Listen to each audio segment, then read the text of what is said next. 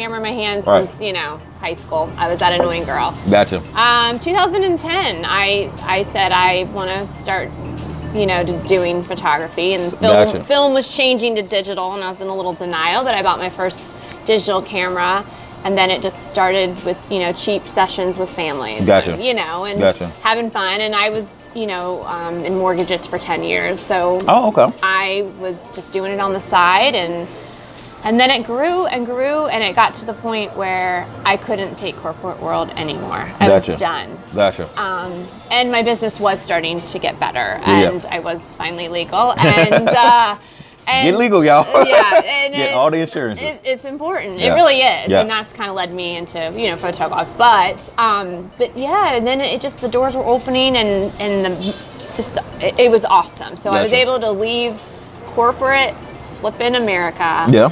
And start doing my own thing. And so then we moved to Colorado in 2017, and then Gotcha. I had to start over. Gotcha. Yeah. And that was hard. So then let's talk about that for a little bit. Okay, so real quick. So 2010. So coming up on 10 years. Yes. Okay, of Yes. doing this full time. Yeah. Cool. Well, I'm so sorry. Full time 2015. Okay, so it'll be about four. Okay, 4 or 5. so that's a good point there. Yeah. So it was like 5 years of kind of doing it on the side, and then it's finally gonna be was about making 5 enough, years. making enough money that I Where was you like, can do I it. can quit now. Gotcha. Yeah. So y'all start on the side and work your way up. Yeah. But anyways, key point there. So can you talk about like the starting over part? Like, because I mean, I was like, we were kind of devastated when you left here. I know. To be honest with you, everybody. I know. It was hard because I'm like, oh, I'm a beach girl. Yeah. And I never thought I'd move.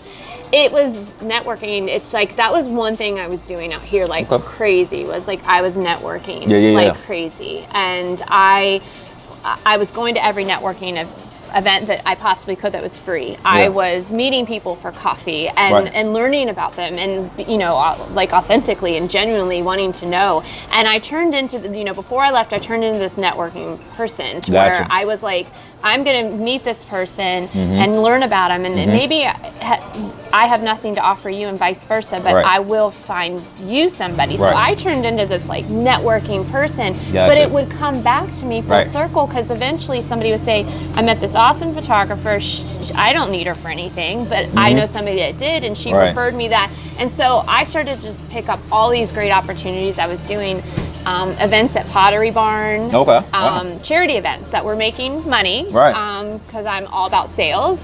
And so it was just like exciting. 2015-16 was really exciting. And then starting back over, I had to do that again. All over again. And thankfully I was in that mindset, and I was out in Colorado trying to meet people. Right. I started real estate photography and had no flipping clue I was going to take off. It took me a long time to get in the door. I had to prove myself. Yeah, because I think I remember you going on a live and I hearing you talking about it was like so what hard. you had to do. Nobody would give me the time of day, and I had no pictures to show for it, but I knew I could do it.